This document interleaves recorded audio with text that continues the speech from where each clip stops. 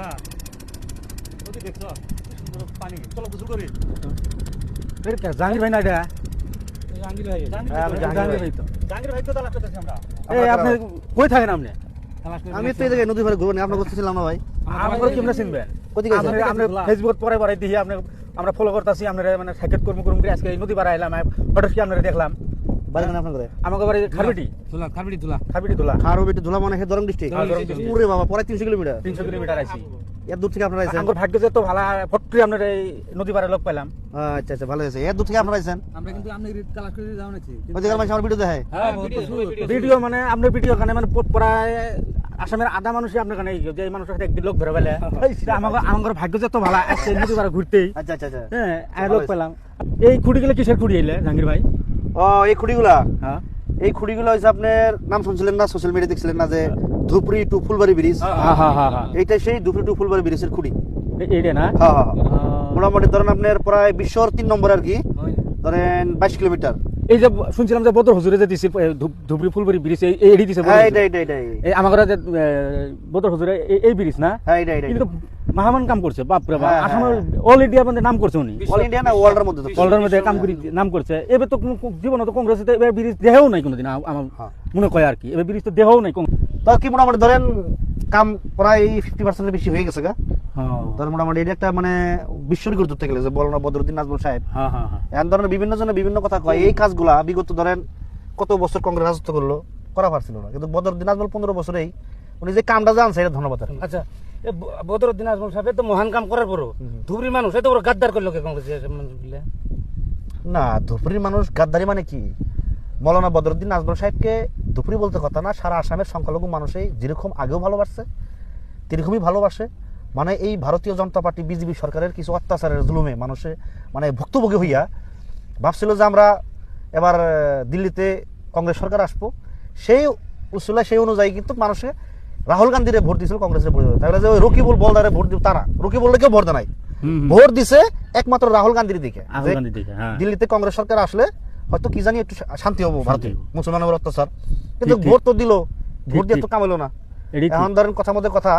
যে এটি আর কি যে মানুষ ভোট দিছিল একটা অনুযায়ী যে ওই হিসেবে একটা জোয়ার উঠছিল যে রকিবুলকে ভোট দিলে যদি দিল্লি কংগ্রেস সরকার হয়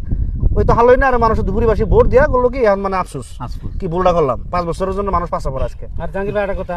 জি আজমল থাকতে লাগা হলে কত কত বড় বড় দেশত ফ্ল্যাট আছে না আছে আছে তার মধ্যে ওই বালুচর মধ্যে আসি থাকে কারখানা থাকে এটা তো অ্যাকচুয়ালি মৌলানা বদরুদ্দিন নাজমুল সাহেব ওনার এত প্রপার্টি ব্যবসা এসি মধ্যে থাকবে হতে পারে না এই কথাটা জি বড় বড় দেশত ওনার ঘর বাড়ি আছে তারপর ওই ধুবড়িবাসী বালুচরের মানুষের এখানে কান্দা কাটা করে না নাই তারপরও ধুবড়ি মানুষ কিন্তু এবার অল্প এমনি কিন্তু মানুষগুলো শর্ট সরল কি জানি আসে আজ রকি বলে ভুলভাল বুঝিয়েছে বুঝেনির পরে এইবার ভোট দিতে গেছে ভুলভাল এডি বুঝেছে আজকে তারিখে যদি ফ্রি ধুবড়ি লোকসভা ইলেকশন হয় রকি বলে আর রাজ বলে যদি খেলা আজকের পরিণাম কি হবে বদরুদ্দিন নাজমুল 10 লাখ ভোটে হারছে যে এখন আজকে ডেড ইলেকশন হয় রকিবুল মিনিমাম 15 লাখ ভোটে হারবো হয়নি দুপুরের বাসে অনুতপ্ত আমরা কত বড় ভুল করলাম তো এখন আবার আসামে 2026 ওরা কিছু ওভাবে উঠেছে যে গৌরবগোগৈ মুখ্যমন্ত্রী হবো আমরা আশা করি গৌরবগোগৈ মুখ্যমন্ত্রী হোক বিজেপি হটাও দেশ বাঁচাও তো আমাদের একটা দায়িত্ব যে আমাদের সংখ্যালঘু মানুষ যারা আছে তারা যদি ইউডিএফ কিং মেকার হিসেবে রাখে আপার থেকে কংগ্রেস ভোট নিয়ে আসুক তারপরে ইউডিএফ কংগ্রেসের লগে থাকবো ইনশাল্লাহ কিন্তু আপার থেকে ভোট নিয়ে আসুক 50-55টা সিট নিয়ে আপার থেকে নিয়ে আসুক কিন্তু কংগ্রেসের নেতারা হলে আমাকে এই সংখ্যালঘু এরিয়া ধুপড়িতে এসে ভগর করে গৌরবগোগৈ এই উকিল গগৈ একটা চা বাগানে জানা শিবসাগরে কোনো খাওয়া নাই এই ধুপড়িতে এরা ভগর করে তারা তোরা আপার থেকে ভোট নিয়ে না আজকে আপার থেকে কংগ্রেসের 50টা সিট নিয়ে আসুক 15টা লাগে 20টা লাগে ইউডিএফ দিব সমর্থন করবো কিন্তু ইউডিএফ কোনদিন বিজেপি সাপোর্ট করবো না বিজেপি মরে যাক